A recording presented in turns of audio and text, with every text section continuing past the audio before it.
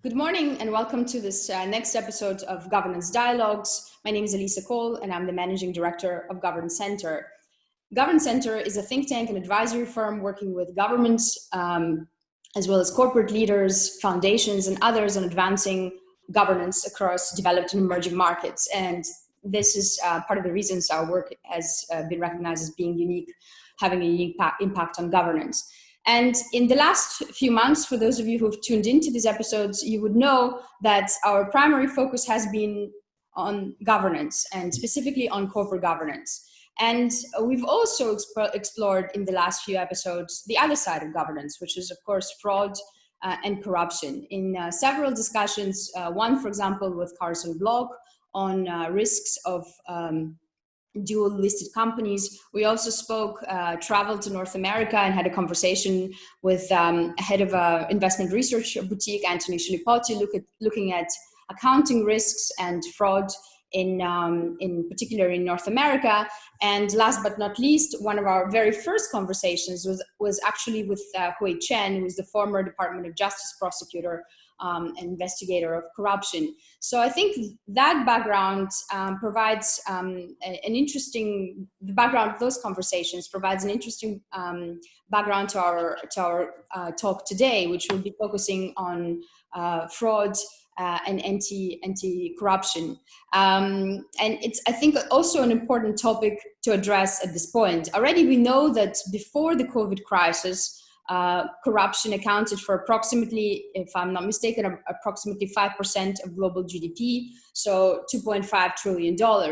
And again, unfortunately, the trends and the reports we see, notably by Transparency International, paint a rather grim picture in terms of corruption risks that are arising in the COVID environment, with less, of course, interpersonal interactions, with potentially greater risks to whistleblowers, and a couple of other trends that lead us to believe that corruption risks may actually be increasing in the current environment and not, unfortunately, declining. And we have some proof of that in cases that we can follow in financial media, notably, for example, the Pemex case in Mexico, but many others that lead us to believe that corruption is on the rise, and something to definitely follow. And one of the most recent and very interesting reports that was released on this topic was actually by the OECD, my former employer, which investigates in a very comprehensive way through a survey of approximately or close to 30 jurisdictions, corruption risks and drivers and challenges around the world. And it's a great pleasure for me today to host the primary author of that report, France Chain, who's joining us from Paris today. She is a former colleague, which is one of the other reasons that this conversation would be a great pleasure, but also the primary author of the report and part of the team that is responsible for overseeing the application of the OECD Anti-Bribery Convention, which for those of you who may follow that space would know the particular feature of it is criminalizing foreign bribery. So it's a pleasure to have France join us today from Paris. France, bonjour, bienvenue.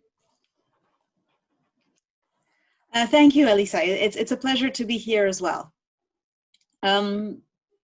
Just a few words of the study, just to say that this was a study that we worked with together, and that was funded by the government of Sweden, and I take this opportunity to thank them for that. And it was the purpose of it was part of a three-pillar project, but the purpose of this one was really to try and put together some findings about the drivers of corruption, about the challenges that compliance officers in particular face in this area, with a view to helping business and also to helping governments so that they, for policy development. So that was the purpose behind the study. Yes. So, I mean, we will discuss some of the drivers and challenges, and also, of course, I would invite those who are interested in the report to have a look at the presentation and in the report. But first, let me just start with a kind of a very fundamental question, and one which you set out to explore in this report. What might be in this kind of new environment some of the challenges and drivers of for companies to adopt anti-corruption programs today? Yes, so the drivers of compliance was the first thing we looked at. I guess one of the most interesting things we found is that close to 80% of respondents said that enforcement was the main driver to have anti-corruption compliance measures either adopted or reviewed. So that's that, and the reputational concerns that go with that. That is still today the key driver for a lot of companies. We surveyed about 130. We interviewed about 15. That's the biggest driver today. Enforcement. And as you mentioned, there's in the current crisis, there are cases that are already linked to the pandemic. And so that will undoubtedly remain one of a strong motivating factor. There's internal motivations as well. Companies did report that they want to do the right thing, but to be honest, that's so subjective, the sort of the morality of the company, that is something we focused a little bit less on. Customer investor influence has a big part to play. Legal changes, of course, where countries adopt laws that require companies to put in place compliance, well, naturally, that will be a big factor. Changes in business activities, where companies want to either acquire another company or go public, that can be a motivating factor. But to come back to your question about the impact of the current crisis, I think the current crisis is mostly going to have an impact on the challenges that are being faced to put in place these anti-corruption compliance measures. When we spoke to compliance officers, and this was prior to the pandemic, frankly, or it was actually just in the very beginning, they reported that the challenges they encounter are the perception of the risk, the corruption risk, executive commitment still, and quite unfortunately, a certain sort of tick the box approach, the sort of, are we done now? So we kind of do it and then we're done. But a major challenge that they talked about, and I think that will become an increasing challenge in the current circumstances, are linked to the lack of resources and the pressure to make profits. Because already the compliance officers report that it's sometimes hard to convince the board to invest in compliance, that it's often seen as a cost center and that obtaining the resources can be difficult. And of course, that's very closely intertwined with the pressure to make profits. And several interviewees said that this pressure to make profits is often really fundamentally at odds with the importance of a compliance program. And they propose sometimes some very extreme solutions, perhaps. And one company representative said he'd just like to kill the bonuses. He said they inherently conflict with the ethics. So that was his idea. But maybe yes. a more... I would agree, it's a little bit extreme. Yes. But another one, we had also some interesting and perhaps more feasible solutions that came up, which was that linking, for instance, key performance indicators to include anti-bribery compliance. That could be one solution. What is certain is that the current health crisis, the economic crisis, especially that it will trigger, the strain it will put on company resources, it's going to exacerbate all this. The risk of corruption, it's only seen by still a lot as a potential threat. And this is in comparison to the very immediate risk of losing business. And that's perceived as much more immediate and concrete. And then, of course, there's the very practical issue, which the current pandemic is triggering, which is the impossibility of traveling. And we know that a challenge that compliance officers face, especially in large corporations, is routing their anti-corruption compliance worldwide across their organization and beyond their organizations to suppliers and third parties. And you need to do that. You can't just do it from headquarters. You do need to go on the ground. You need to overcome possible cultural hurdles. And also a challenge in some countries is that anti-corruption compliance is perceived as a very US-centric issue, something that the local office doesn't need to worry about. And of course, this is due in part to the strong enforcement by the DOJ and the SEC. But really, you need to be on the ground. You need to know your local risks, and you need to rely on the relationships that have been built on the ground by the people who are working there. So that's going to be also an increased risk in the current context, I think. Thank you, Fran. So you mentioned a number of very interesting themes, and I would like to pick on some of them. I mean, one of the first words you said was enforcement. And clearly, there are countries where the threat of enforcement, notably the US, UK, is higher.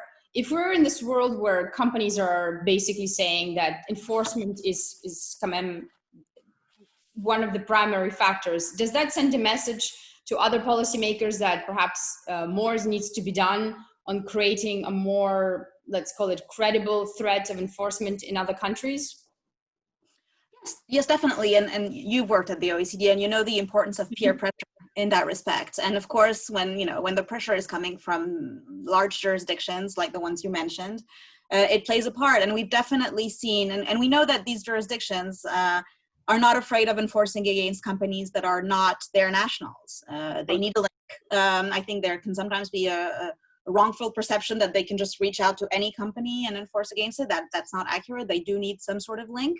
But of course, we know that these companies trade on the US market, for instance, or carry out the business through subsidiaries in those countries. So it's pretty easy. And certainly, we're seeing that where a country is enforcing against a foreign company, this pushes the authorities in the concerned country to also increase their enforcement efforts. So there's a sort of a mutual motivation that's being established. And frankly, that is the purpose of the country monitoring work that we do in our division in the OECD and with the countries who exercise peer pressure towards each other.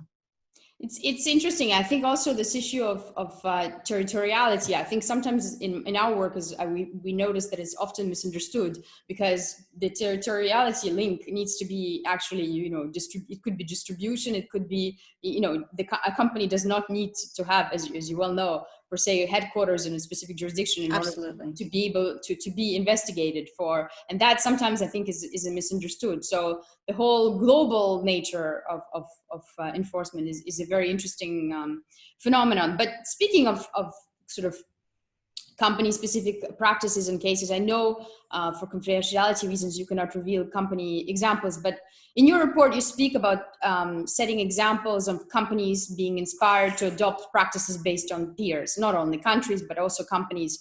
Could you give us some examples in perhaps general terms, not citing company names, of where significant lessons have been learned and, as a result of enforcement or other examples that lead companies in specific sectors or generally to follow, let's say, a good lead? Absolutely. So you're right. And so coming back again to a good or bad lead. Absolutely. Well, it's pretty obvious that if you as a company are under investigation, that's going to be a very major drive to improve or adopt compliance. That's pretty clear. But what came out of the study is that the bystander effect, the one that you just mentioned, is having a strong motivator for companies. So it's the fact that enforcement reputational concerns, they arise from watching similarly situated companies face investigation. And so indeed we had, for instance, one survey respondent who was from a pharma company. He said that watching other pharmaceutical companies being prosecuted, learning from their mistakes and resulting best practices that they had to implement as a result of monitorship, that helped them too. And another compliance counsel, he said that many of their competitors have been under investigation by the US Department of Justice or the Securities and Exchange Commission, and that they had seen the financial results this had triggered, and they considered that the size of their companies would not support the cost of a prosecution. So that was also a strong incitement. And then more specifically in the regional context, what we heard from companies, we had quite a few companies from Latin America whom we spoke with, and they explained that the Odebrecht case has really been a wake-up call for Latin and for South America. That the news continues to be in the papers, in the media every day, and that has been a big wake-up call. And that might be reminiscent for those companies in Europe of the Siemens scandal, which we saw in 2008, and it had similar effect on compliance in Europe. Now, it's interesting also that this aspect that sometimes is forgotten, that we're looking at companies in many cases where the corruption cases we've seen were actually in large listed companies. So there is also, and this is something I'd like to come to, an aspect of investor confidence, investor trust. The idea that securities regulators and other regulators and authorities shall be, trying to hold it up. And this is perhaps one of the other questions I would like to come to in your work or your discussions with companies. To what extent, moving away from enforcement and investor pressure or customer expectations, but particularly, for companies that are listed in markets, investor pressure should be a driver. To what extent is it, do you feel, in reality, something that companies are cognizant in this particular area? I mean, investor pressure might put more emphasis on, other aspects of governance, like how the board should look like, how independent it should be. But do you think investor pressure has anything to do with your field, with anti-corruption? Increasingly so. Increasingly so. I don't think that would have been the case 10 years ago, but I think now it's an issue that's coming to the forefront, and there may be many reasons to that. Some might be legal, but some might be sociological as well. Who knows? But yes, not quite half of the companies mentioned investor influence as a reason to enhance their anti-corruption compliance measures. For instance, we had one survey responded. They said it could be an investor or a joint venture. So they had a joint venture partner requesting it to have a program. Another said it was a majority shareholder. Some even mentioned customer interest. So I'm not sure to what extent. And there was an interesting example, was a state-owned company. They explained that it established its compliance program when it decided to sell some of its stock to the public, because the management there wanted to convey confidence to potential investors, both at the local level and at the international level. And we talked a lot about large corporations, but pressure from the supply chain can also be a very strong motivator for small and medium enterprises, because they will want to maintain business with larger companies. And for instance, a larger company may require subcontractors to sign, a certification that it will abide with the larger companies. And if this happens often enough and with enough different companies, then the SMEs may choose to adopt that policies. And we had one SME, their managing director and compliance manager. He explained that of all the large companies it worked with, they required a code of conduct or a lengthy list of additional questions. And after a while, it was just easier for them to develop their own code of conduct, their own compliance measures, rather than to have to go through repeatedly this sort of very lengthy vetting process each time. And they found that it made them also more attractive to other companies. So that can be another motivating factor that plays largely for small companies. That's very interesting, Franz. But to pick on your point of state-owned enterprises, I know there was previously, if I'm not mistaken, about 2 years ago, or perhaps more now, a specific report you've released on state-owned enterprises and risks, corruption risks in state-owned enterprises, underlying that it is an issue in its own might, if I may say so. How do you see the evolutions in kind of recent conversations around particular risks to state-owned enterprises? And the reason I ask that question is because we do work quite a bit with state-owned companies, sovereign funds around the world. And clearly, there are also other reputational or different dimension, perhaps, of reputational risk involved when, as we can see in the Pemex case and others, when the state is party and it's, as a shareholder. Well, the case of SOEs is very interesting because in a way they're involved in both sides of the bribery equation. They can be the bribe payers as any company, but they are also very, very often the bribe recipients. So in 2014, we issued something we refer to as the Foreign Bribery Report, which looked at trends. And it found that the payment of bribes was made in a huge number of cases. I think it was over 3/4 of cases to SOEs. So they're the bribe recipient. They can be the bribe recipient. They can be the bribe payer. And frankly, they perhaps have an even greater responsibility in being in leading by example, or one would think so, because of course there's government involvement there, and therefore there's the capacity. I mean, if governments want to say that corruption is wrong, then clearly they should lead by example, and that should include having the right framework in the state-owned companies. The report that you mentioned on SOE, actually was written by the corporate governance division, which you know very well. Yes. And it actually stemmed from the findings in the 2014 report. And so now there's instruments that have been developed. Last year, the OECD Council adopted a recommendation on anti-corruption and integrity guidelines for state-owned enterprises. And they're now in the process with us, actually, of developing an implementation guide to sort of help implement these guidelines. So it's work in progress, but it's certainly something that is a lot more at the forefront of everybody's mind, I think, right now. Yeah, that's very interesting. I think that some of these developments have even escaped me. I've lost the track of some of these new instruments that the OECD is putting out, which are very important. But to go back to this conversation around pressure, expectations, one of the things you mentioned with listed SOEs or with listed companies more generally is this concept of legal liability and how that's being shaped in recent months and in years. And of course, beyond corruption, we know that liability of board members, but also senior executives is increasing in many countries, not only in, let's say, high enforcement jurisdictions, but also in surprising places where we work in some of the emerging markets, where board members were not previously held really accountable for anything. And now they are being sued and being held to account by securities regulators and other authorities. So I wonder, what's your view, based on your conversations again, of the responsibility of senior management and perhaps separately the board members in terms of their personal kind of responsibility and liability vis-a-vis corruption risk? Is that something that's driving better in-house, let's say, internal oversight? Interestingly, this wasn't an issue that came up a lot in the survey, but it is an issue that we look at in the context of our monitoring of countries. So I do think it's having an impact on the compliance officers, because when it's no longer just about doing your job properly, but possibly incurring some sort of liability, the stakes are pretty high on a personal level. On enforcement, so we have 44 countries who are party to this anti-bribery convention, and that therefore criminalize the giving of bribes to officials.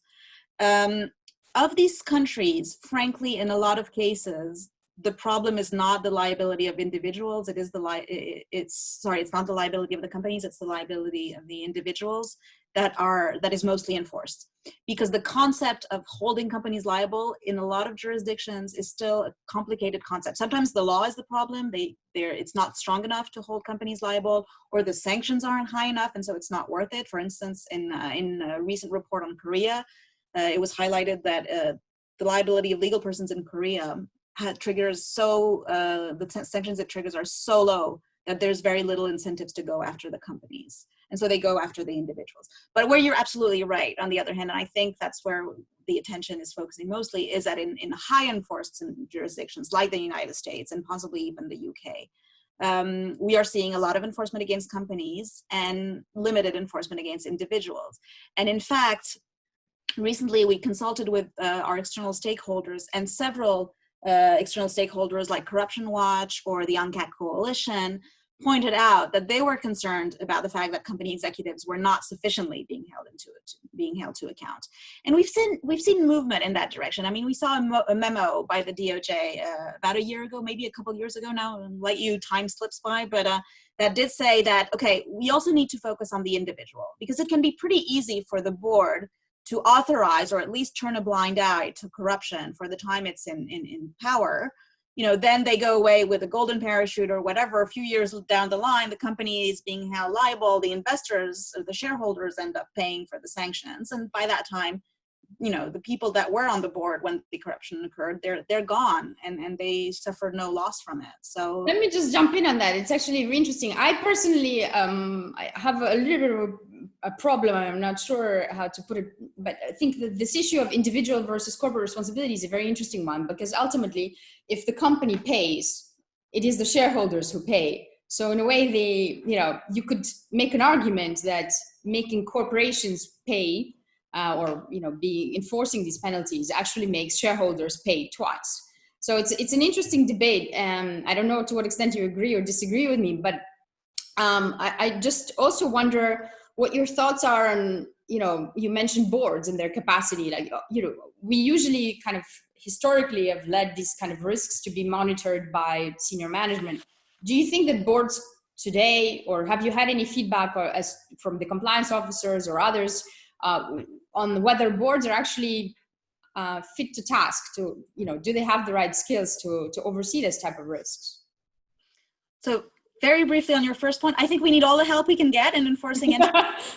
Okay. And getting shareholders involved, whether it's out of a moral sense of duty or ethics, or whether it's because they're worried about their return on investment, any reason is good. So, it's also about having a deterrent effect. So I think you do need to continue to hold the company liable. You really need all the elements. You need to hold both the individuals and the companies liable, because they're also reaping the benefits of getting the contracts sometimes through corruption. So it comes with responsibility. So I'll leave it at that for now.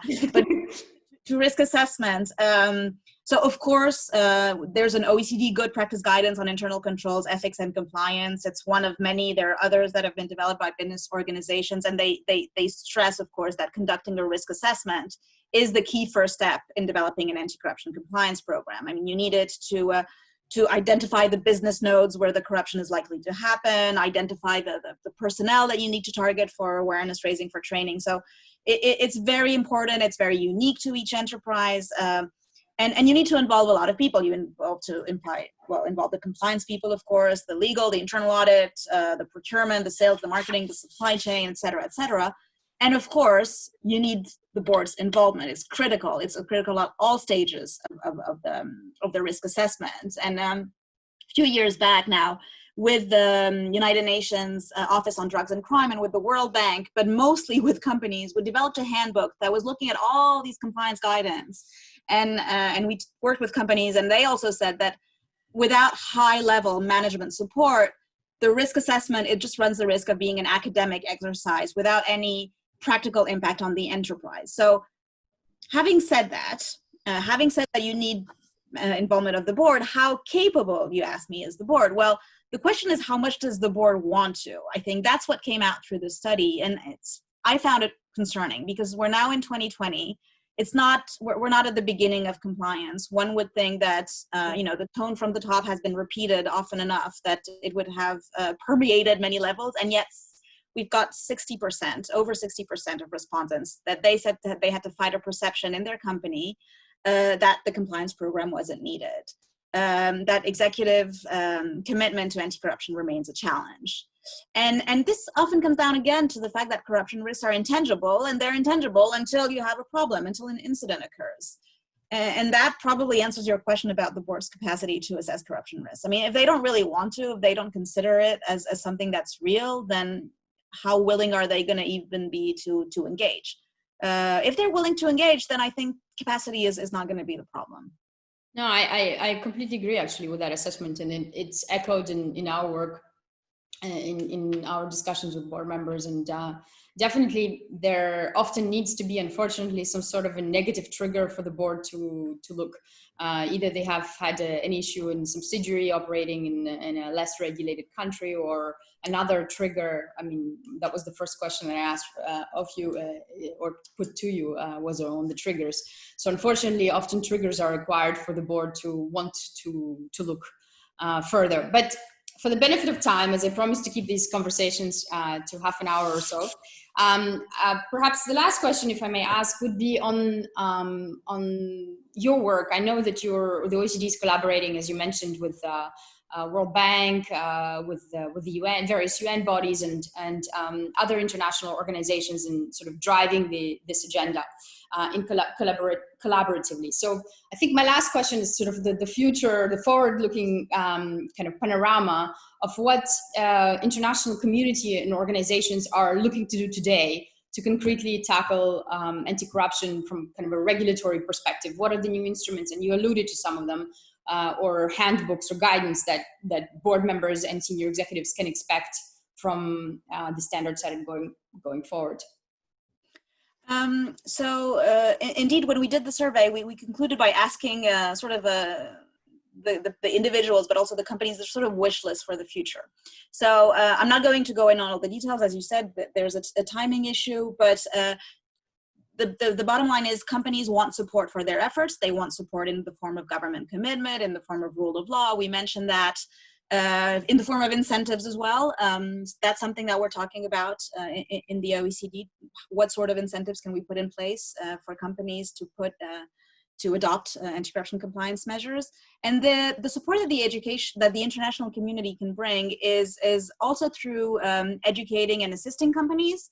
Well, we do it, for instance, through these studies by sharing good practices, by sharing knowledge, but also helping break down silos. And that's what also this conversation is about. It's about helping break down silos. Compliance personnel, they're dealing with all sorts of compliance requirements, antitrust, money laundering, terrorist financing, human rights, what have you, environmental concerns, of course. And so looking for a way to create synergies between these different compliance areas can help advance the issue globally. We can help also in supporting collective action efforts. That's something that we try to do.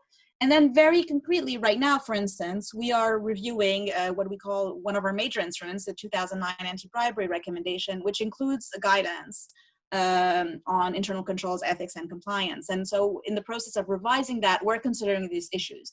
We're considering what types of incentives there can be. We're considering what are now the key elements of an adequate ethics and compliance program to fight anti-corruption. And using our fora as a sort of platform to exchange information, to hold consultations, and to bring the different actors together. So just to wrap up, basically what we heard, the message that we heard is that companies, they are willing, for a lot of them, bearing in mind we spoke to compliance officers, of course, who are engaged on this topic, to fight the corruption, but they don't want to fight it alone. So they want to see the governments walking the talk. They want to see them supporting corporate anti-corruption with appropriate incentive. They want to see them enforcing their laws effectively with high standards of integrity themselves in the governments. And of course, they need the support of the international organization in that respect. No, thank you, Frans. I mean, I think I also, again, second your view and from our work of supporting those in charge of governance and corruption to actually do their job. And oftentimes they're the ones who are pushing the agenda, and unfortunately not always the top level corporate leadership. So interesting to hear from you on the conclusions of the study, but also on what the international community is looking to do on this very important topic going forward. For those of you who are tuning into this episode and would like to learn more about the work the OECD is leading in this area, of course, the report, I believe, is publicly available. And some of our work on governance and anti-corruption is also available from government websites. And I encourage those of you who are interested in further commentary from us to contact us at inquiries@govern.center or through social media, YouTube, Instagram accounts, and the likes. I think we have all the bells and whistles needed at this point. But thank you so much, Frans, for your time and for your insights. It's a pleasure to talk, also because, you know, we haven't seen each other for a while. Very true. Thank you very much, Alissa. It's been a pleasure, really. Thank you.